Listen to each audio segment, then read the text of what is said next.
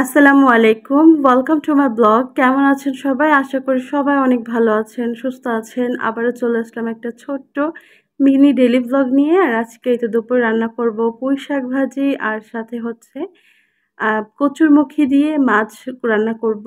আর এখানে পুঁই শাকটা আমি বাজার থেকে মাত্রই নিয়ে আসলাম। আর এই কচুরমুখীটাও নিয়ে আসলাম। তো ভাবলাম যে একদম ফ্রেশ পুঁই শাকটা আছে, একটুখানি ভাজি করে নিই। একবার ভেবেছিলাম চিংড়ি মাছ দিয়েই পুঁই শাকটা রান্না করি, কচুরমুখীটা অন্য একটা কোনো কিছু দিয়ে রান্না করব।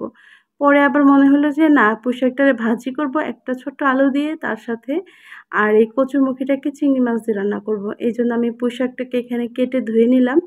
আর সাথে পুঁই শাকের ডাঁটি আর একটা আলু যে কেটে নিয়েছিলাম, এটাকে হলুদ আর লবণ দিয়ে আগে একটু কিছুক্ষণ সিদ্ধ করে নিয়েছি। না হলে কিন্তু পুঁই শাকটা দিলে দেখা যায় যে পুঁই শাকটা গলে একদম ভর্তা হয়ে গেছে। তার সাথে আমার আলু বা পুঁই শাকের যে ডাঁটিগুলা, এগুলো সিদ্ধ হইতে আরও অনেক সময় লাগে। তার জন্য আগে এটাকে ভালো করে মানে প্রায় 90% এর মতো কুক করে নিব। এরপরে হচ্ছে আমি শাকগুলা এড করব, যাতে শাকগুলা একদম পুরাপুরি গইলা অন্য কালার যাতে নাও চলে আসে। আর এই তো আমার এই ডাঁটি আর আলু ২ টাই মানে প্রায় সিদ্ধ হয়ে গেছে।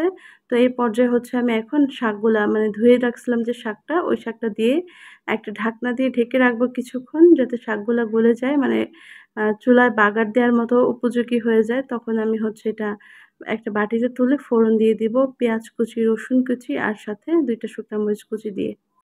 শাকটা সিদ্ধ হয়ে গেছে আর এই পানিটা শুকায় গেলেই জাস্ট হচ্ছে আমি ফোড়নটা দিয়ে দিব শাকের। তো আমি শাকটা একটা বাটিতে তুলে নিলাম। এখানে আমি রসুন কুচি দিয়েছি, পেঁয়াজ কুচি, সাথে ২ টা শুকনা মরিচ কুচি করে দিয়েছি। কারণ শাক বা ভাজি, তরকারিতে যদি একটু শুকনা মরিচ কেটে দেওয়া হয়, তাহলে কিন্তু একটা সুন্দর স্ট্রং ফ্লেভার পাওয়া যায়। সেটা খেতেও যেমন সুন্দর, আবার স্মেলটাও খুব ভালো লাগে। তো এখানে মানে ভাজা হয়ে গেছে, ব্রাউন কালার করে ভেজে নেওয়ার পরে শাকটা দিয়ে দিলাম। এখন শাকের সাথে রসুন, তেল এগুলো ভালো করে মিক্স করে নিব নেড়ে-চেড়ে। আর শাকের যে হালকা ভেজা, ভেজা একটা ভাব ছিল, সেই পানিটাও একদম শুকায় ফেলবো। যাতে শাকটা মানে একদম শুকনা ঝরঝরে হয়। আর শাকের কালারটাও কিন্তু মাশাআল্লাহ সবুজই ছিল। এটা একদম হলুদ লাল হয়ে যায় নাই। কারণ যদি একবারে আগে দিতাম তাহলে এরকম হয়ে যেত। আর এখানে হচ্ছে আমি কচুরমুখিটা রান্না করে নিব। কচুরমুখি রান্না করার জন্য পেঁয়াজ কুচি, কাঁচামরিচ তেলের মধ্যে ভেজে নিচ্ছি।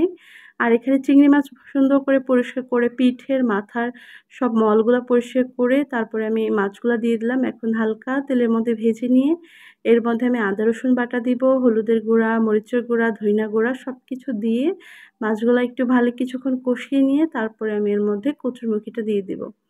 আর কচুরমুখিটা কিন্তু আমি আগে থেকেই হচ্ছে করে নিয়েছিলাম। মানে একটা ভাপ দিয়ে নিয়েছিলাম চুলার মধ্যে, হলুদ আর লবণ, হালকা লবণ দিয়ে হালকা হলুদ দিয়ে একটা ভাপ দিয়েছিলাম। যাতে কচুরমুখিতে যে লোট, লোট ভাবটা থাকে ওইটা তাড়াতাড়ি কেটে যায়। তাছাড়া কিন্তু গরম পানি দিয়ে সুন্দর করে কয়েকবার ধুয়ে নিলেও কচুরমুখির যে একটা মানে বিজলা একটা ভাব থাকে ওইটা চলে যায়। আর যারা মানে না ধুইতে চান, এভাবে সিদ্ধ করে নিলেই আমার কাছে মনে হয় ভালো ধোয়ার থেকে। তো আমি এরকম সিদ্ধ করে মানে ঢেলে ঠান্ডা পানি দিয়ে আবার একটু ভিজায় রাখি, তাহলেই একদম সুন্দর মতো হয়ে যায় কচুরমুখিটা। তো এখানে মাছের সাথে মসলাগুলো একটু কিছুক্ষণ কষিয়ে নেওয়ার পরে এই পর্যায়ে যে মানে ঝরা দিয়ে রাখছিলাম কচুরমুখিগুলো, ওইগুলা দিয়ে মসলার সাথে মিক্স করে নিচ্ছি। তারপরে কিছুক্ষণ কষায় নেওয়ার পরে ঝোলের জন্য পানি এড করব। আর অনেকগুলা প্রিয় তরকারির মধ্যে এই কচুরমুখির তরকারিটাও আমার অনেক প্রিয়। কারণ এই খাবারটা খাইতে অনেক মজা লাগে। আর এটা একদম মানে পিছলা টাইপের একটা খাবার, বেশি কষ্ট করা লাগে না চাবানোর জন্য। অল্প সময়ের মধ্যে গিলে ফেলা যায়। এইজন্যই মনে হয় অনেক বেশি। কারণ অলস মানুষ তো, এইজন্য এইসব খাবার খাইতে বেশি মজা লাগে। তাছাড়া কচুরমুখি কিন্তু অনেক মজা করে রান্না করলে বেশি ভালো লাগে। আর আমার মায়ের হাতের আরেকটা কচুরমুখির তরকারি আমার কাছে খুবই পছন্দের, সেটা হচ্ছে পুঁই শাক, কচুরমুখি আর ছোট, ছোট চান্দা মাছ আছে না? ওই মানে পাঁচমিশালি যে ছোট মাছগুলা, ওই মাছ দিয়ে একটা চচ্চড়ি টাইপের রান্না, ওইটা আমার খুবই পছন্দের। কিন্তু এখন তো ওইভাবে খাওয়া সম্ভব না। এখন আমি এভাবেই বেশি ঝোল করে চিংড়ি মাছ অথবা তেলাপিয়া, রুই এগুলো দিয়ে বেশি রান্না করা হয় বাসায়। আর ছোট মাছ তো ওরকম কাটার আলসিতে কিনা হয় না। অনেক সময় লাগে কাটতে, অনেক ধৈর্য লাগে ছোট মাছ কাটতে। তো এখন হচ্ছে ঝোলের জন্য পানি দিয়ে ঢাকনা দিয়ে ঢেকে দিলাম। আর আমার ঝোলটাও কিন্তু একদম আমার পছন্দ মতো ঝোলে চলে আসছে। যতটুকু আমি রাখবো লাস্টের দিকে দিয়ে দিলাম একটুখানি চিড়ে রাখা জিরের গুঁড়া। জিরের গুঁড়া দিয়ে হচ্ছে ভালো করে একটু নেড়ে চেড়ে তারপর হচ্ছে চুলাটা বন্ধ করে দিব। তাহলে কিন্তু আমার রান্না একদম রেডি। আর তারপরে হচ্ছে খাবার-টাবার বেড়ে নিচ্ছি দুপুরের জন্য। কচুরমুখী রান্নাটা কিন্তু অতটা বেশি সময় লাগে না, জাস্ট সিদ্ধ হলেই পানিটা শুকাইলেই হয়ে যায়। আর এই ঝোলটা একটু হালকা থাকলে তারপরে কিন্তু আবার বসে যায়। একদম গরুর মাংস যেরকম ঝোলগুলা বসে যায় এই ঝোলটাও কিন্তু একদম মিক্স হয়ে যায়, মানে একদম কি বলবো আরো কইমা যায়। তার জন্য একটুখানি পানি হালকা হালকা ছিল, তখন আমি রেখে দিলাম। তারপর দেখি একদম আঠালো শুকনা হয়ে গেছে। তো এখানে একটা বাটিতে হচ্ছে শাক ভাজি, তারপরে কচুরমুখী ভাজি, যতটুকু আমি খেতে পারবো ততটুকু আমি তুলে নিলাম।